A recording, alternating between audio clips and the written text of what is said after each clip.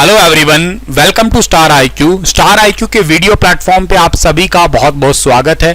आइए स्टार्ट करते हैं हम लोग हमारे आज के करंट अफेयर को। 9 मई 2022 के हरियाणा करंट अफेयर को हम लोग पढ़ने वाले हैं। अगर आप लोगों ने स्टार आईक्यू यूट्यूब चैनल को सब्सक्राइब नहीं किया है तो कर लीजिएगा, अपने दोस्तों को भी शेयर कीजिएगा इस पर्टिकुलर लेक्चर को। कल आपसे तो अगर आप लोग पढ़ रहे हैं और एसएससी एग्जाम की प्रिपरेशन कर रहे हैं या सिविल सर्विस एग्जाम की प्रिपरेशन कर रहे हैं और पढ़ते टाइम पे ये तो लाजमी है कि आपको डाउट जरूर आता होगा।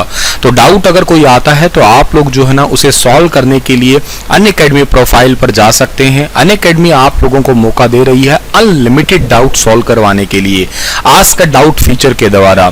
आस्क आप लोग जो है ना, जैसे एग्जांपल से बहुत ही सिंपल है, आप लोग अपना कोई भी डाउट है, फॉर एग्जांपल आपको कोई मैथ का सवाल नहीं आता, रीजनिंग का नहीं आता, तो इस टाइप से आप लोग जो है ना क्रॉप करिएगा क्वेश्चन को और सेंड कर दीजिएगा। और आप लोगों को जो भी भाषा पसंद है, जैसे आप इंग्लिश में समझना चाहते हैं, हिंदी में या हिंदी इंग्लिश दोनों में, इंग्लिश में जैसे समझना चाहते हैं तो आप लोग जो है ना समझ सकते हैं।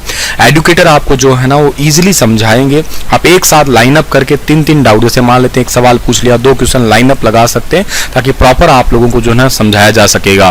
लाइक इंग्लिश लैंग्वेज है, रीजनिंग है, मैथमेटिक्स है या क्वांट है आपका, इन सभी को समझाने के लिए आस्क अ डाउट फीचर का अनअकैडमी पर आप इस्तेमाल कर सकते हैं, ठीक है ना। तो कंप्लीट आप लोग जो है request review for a solution, ये भी बहुत इंपॉर्टेंट है। अगर आप लोगों को मान लेते हैं कोई डाउट समझ नहीं आया, दोबारा भी पूछना वही बात, तो भी आप पूछ सकते हैं।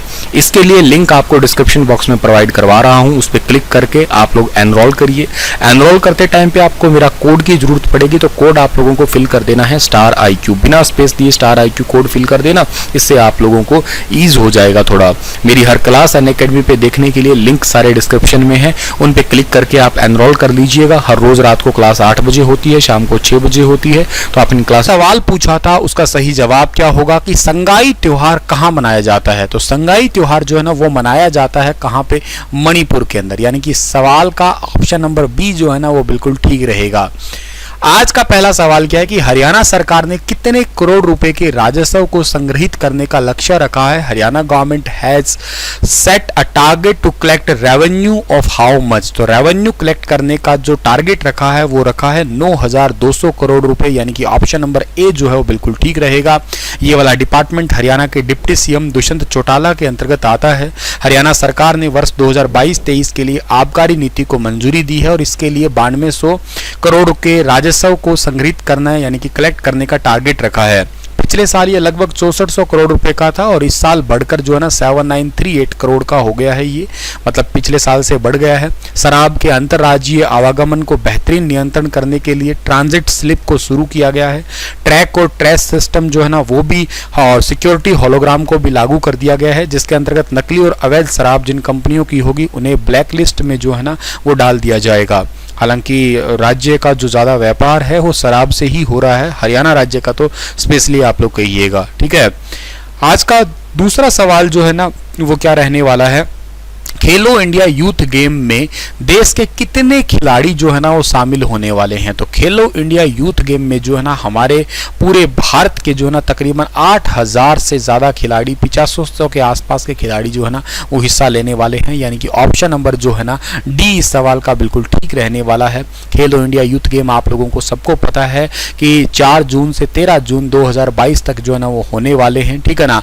भारतीय खेल प्राधिकरण जिसको साई कहते हैं, स्पोर्ट्स अथॉरिटी ऑफ इंडिया है, इन्होंने जो है ना इसको ऑफिशियली अभी रिसेंटली जो है ना लॉन्च कर ही दिया है, या इनकी तरफ से या भारत के खेल मंत्रालय या भारत के खेल मंत्री अनुराग ठाकुर जी की तरफ से जो है ना इसे लॉन्च कर दिया गया है।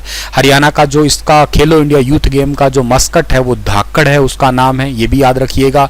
मस्कट जय विजय के साथ लोगों की सेल्फी लेने का क्रेज भी देखने को मिलता था पहले। अब ये धाकड़ है जो ट्रैक्टर पे बैठ के एक प्रकार से कुछ आया था, ये फोटो मैंने आपको पहले भी दिखाई थी, ठीक है ना। सो ये इंपॉर्टेंट है, जरूर याद रखना। और खेलों में नंबर 1 हरियाणा का थीम कहाँ था, ये थीम था 26 जनवरी गणतंत्र दिवस के अवसर पर ये थीम रखा गया था, जब आप लोगों को याद होगा कि हरियाणा की झांकी टैब्लो को निकाला गया था। तो खेलो इंडिया यूथ गेम को आप लोग याद रख लीजिएगा, बजट में कोई कमी रहेगी नहीं। इस बार तो बड़ा ही ऑफिशियली जो है ना ये हो रहा है। 2021 का जो है ना वो नहीं हुआ था, तो बहुत ही तेज़ तरार तरीके से इसकी काफ़ी सारी न्यूज़ अब आगे आ रही है। ये जब कंप्लीट हो जाएगा तो इस पर कंप्लीट एक वीडियो जो मैं आपको बना दूंगा। वैसे खिलाड़ियों के मानदेय या डाइट मनी को 250 रुपये से बढ़ा के 400 रुपये हरियाणा गवर्नमेंट ने कर ही दिया है, और हरियाणा ने खेल संस्कृति को आगे बढ़ाने के लिए 1100 के आसपास खेल नर्सरियाँ भी जो है ना वो खोली जा रही है हरियाणा राज्य के अंदर। हाल ही में राष्ट्रीय अध्यक्ष जेपी नड्डा ने कब अटल कैंसर केयर सेंटर का उद्घाटन किया है? तो अटल कैंसर केयर सेंटर का उद्घाटन किया है आज ही के दिन, यानी कि 9 मई के दिन। ऑप्शन नंबर डी जो है इस सवाल का बिल्कुल ठीक है। 73 करोड़ रुपए की लागत से अटल कैंसर केयर केंद्र जो है ना इसका उद्घाटन किया गया है, और कहां पे किया गया है? अंबाला के अंदर। इसके साथ ही हरियाणा के मुख्यमंत्री मनोहर लाल और सांसद रतन लाल कटारिया भी विशेष रूप से जो है ना इस कार्यक्रम के अंदर शामिल हुए थे, ठीक है। और जो हमारे राष्ट्रीय अध्यक्ष जेपी नड्डा है, ये 1993 में पहली बार हिमाचल प्रदेश से विधायक चुने गए थे। इसके बाद ये राज्य और केंद्र में मंत्री बने थे। 94 से 98 तक विधानसभा में पार्टी के नेता भी रहे थे। इसके अलावा वे दोबारा 1998 में फिर विधायक चुने गए थे। उन्हें स्वास्थ्य एवं संसदीय मामलों का मंत्री बनाया गया था।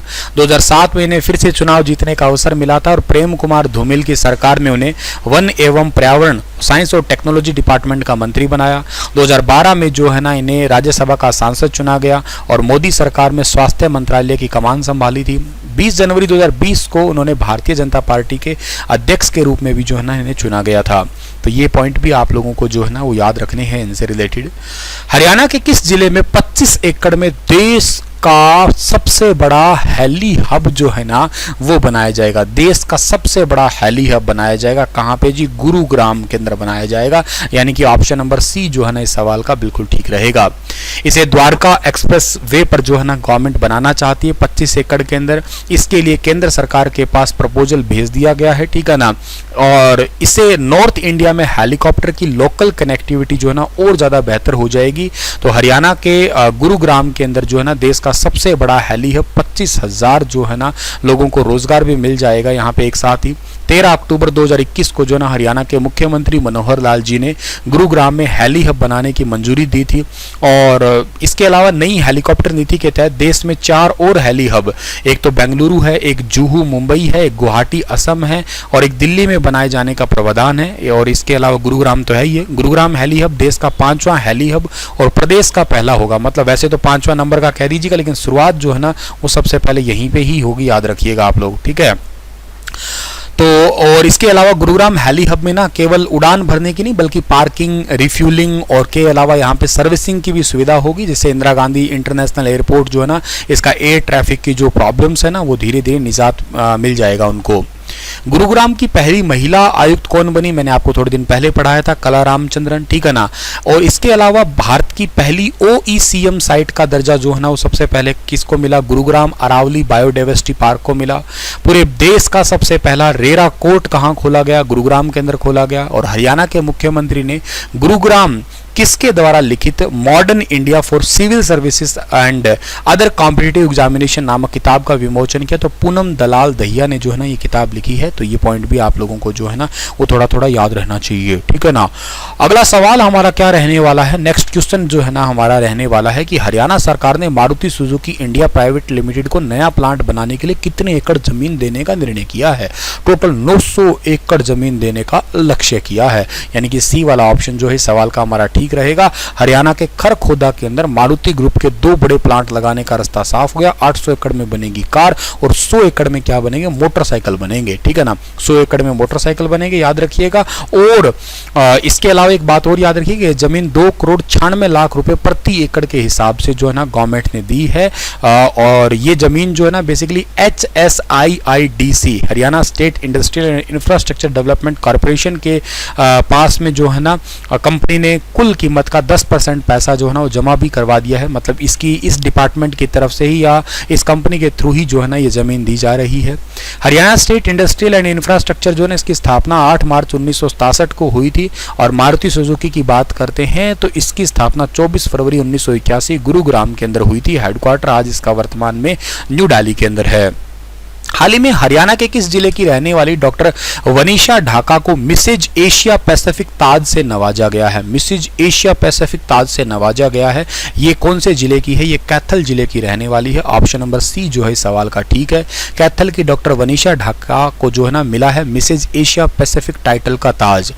तो ये पॉइंट आपको याद रखना है। मूल रूप से कैथल की रहने वाली है, पेशे से डॉक्टर है। इनके पति लेफ्टिनेंट कर्नल अमित चोपड़ा भारतीय सेना में कार्यरत है।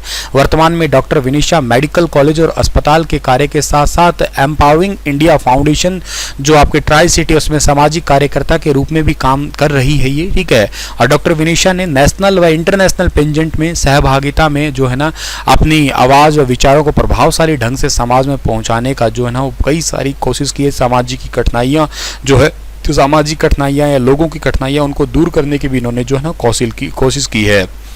कैथल की बात करें तो 1 नवंबर 1989 को जो है ना कैथल, रेवाड़ी, पानीपत, यमुनानगर ये थे ही जिले और एक गांव हाबड़ी में जो है ना अंतर्राष्ट्रीय स्तर का एक हॉकी स्टेडियम बनाया गया है। कैथल का पुराना नाम कपी स्थल है, यहाँ पे याद रखना। पर्यटन स्थलों में नवग्रह कुंड है, लिंगानुपात 881 है यहाँ का। हनुमान जी का जन्म स्थल भी कहलाता है ये, और कपिल देव की नगरी भी इसके जो है ना कई बार कह दिया जाता है इसे, ठीक है ना, कपी स्थल कहते हैं इसको, ठीक है। तो सरस्वती वन्य जीव अभ्यारण्य भी कैथल के अंदर पड़ता है।